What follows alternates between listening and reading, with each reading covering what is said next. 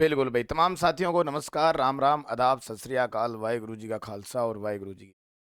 तमाम साथियों से निवेदन है कि क्लास को आपको शेयर करना है, अपने उस मित्र के साथ शेयर करना है जो सीटी की आगामी तैयारी करना जा रहा है।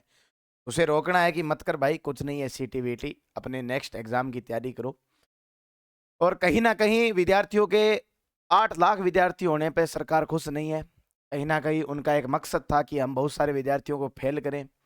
कहीं ना कहीं वो कह रही है कि हम इस साल पात्रता नहीं रखेंगे। उन्हें पहले से पता था 8 लाख विद्यार्थी पास हो रहे हैं, अगर ये 3 साल तक पात्रता रखेंगे तो हो सकता है आगे जाके हमें आगामी भर्तियों में बहुत सारे विद्यार्थियों को पास करना पड़े। मैं बात कर रहा हूँ सीटी 2024 की।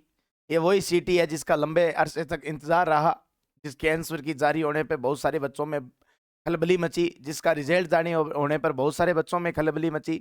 उधर पटवारी के पद 2020 हैं, जब पीडीएफ निकाली गई तो पीडीएफ में 2045 पेज की पीडीएफ निकाली गई। 8 लाख विद्यार्थी इस बार पास हुए हैं, तो सरकार कहीं ना कहीं निराश है। उसी प्रकार हमारे आलोक राज जी ने तो पहले दिन ही कह दिया था ट्वीट करके, हमारा जो मकसद है वो नहीं हुआ। पछता रहा है बोर्ड। बोर्ड तो पछताएगा भैया, 8 लाख जो हुए हैं पास। परिवर्तन हो सकते हैं नियम, क्या क्या नियम परिवर्तन हो सकते हैं? आप सबको पता होगा कि इस बार की जो सीटी है वो 1 साल की वैधता पर है। आप साल को पता होगा कि इस बार नेगेटिव मार्किंग नहीं है। ये दो बातें हमें पक्का सबको पता है, कन्फर्म पता है कि इस बार की जो सीटी है वो 1 साल की है, नेगेटिव मार्किंग नहीं है। इस बार जो सीटी में 40% अंक प्राप्त कर रहा है वो क्या है? योग्य है। वो आगामी जितनी भी भर्तियां हैं उनमें क्या भर सकता है? फॉर्म भर सकता है। पर हमें अब थोड़ा सा इन बातों से कतराना होगा, एक मन में डर लेके चलना होगा कि इस बार ऐसा होना संभव है या नहीं है। इस बार क्या 1 साल की योग्यता रखी जाएगी, क्या नेगेटिव मार्किंग रखी जाएगी, क्या 40% तक रखे जाएंगे? इस 3 विषय पर हम बात करने वाले हैं। मैं जब सुबह सुबह उठता हूं और जब न्यूज़पेपर की ओर मेरी निगाह पड़ती है, जब भी मैं देखता हूं तो वहां पे एक बहुत बड़े अक्षरों में लिखा होता है और मैं उस न्यूज को आपके सामने ला रहा हूं। इस न्यूज में लिखा हुआ है साफ साफ कि ग्रेजुएशन एग्जाम की मकसद में हुए बेरोजगार के 6 माह का 75% अभ्यर्थी हुए पास। कितने महीने भाई साहब? 6 माह से ये कंटिन्यू चल रहा है। रिजल्ट कब आएगा, कब होगा? एग्जाम का 6 माह तक चला प्रोसेस, 6 महीने तक एग्जाम चल रहे हैं।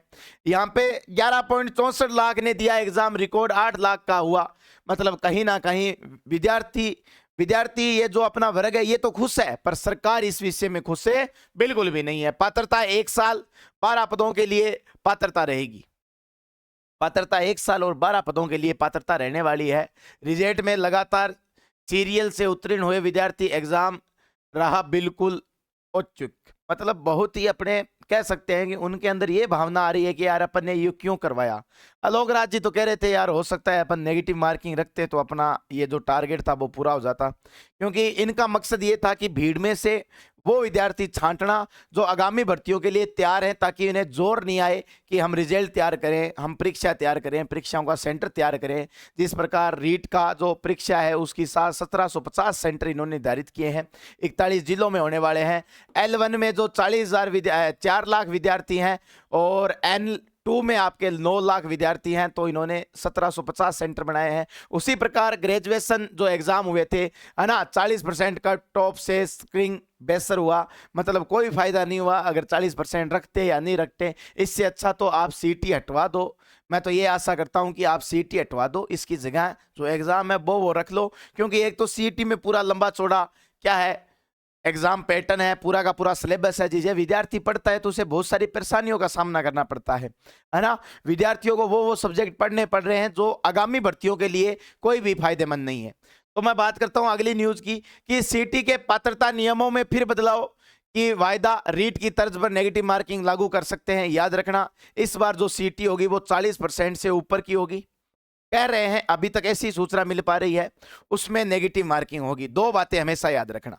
क्या सर इस बार जो सीटी होगी उसकी 3 साल वैधता ये रखें या नहीं रखें वो मुझे नहीं पता। वैसे कह तो 3 साल का रहे थे, पेपर में आया था और इन्होंने ऑफिशियल घोषणा भी की है कि अगली सीटी हम 3 साल की तर्ज पर करवाएंगे। इस साल की सीटी ने पहले से पता थी कि 8 लाख विद्यार्थी पास होंगे, तो इन्होंने 1 साल कर दी।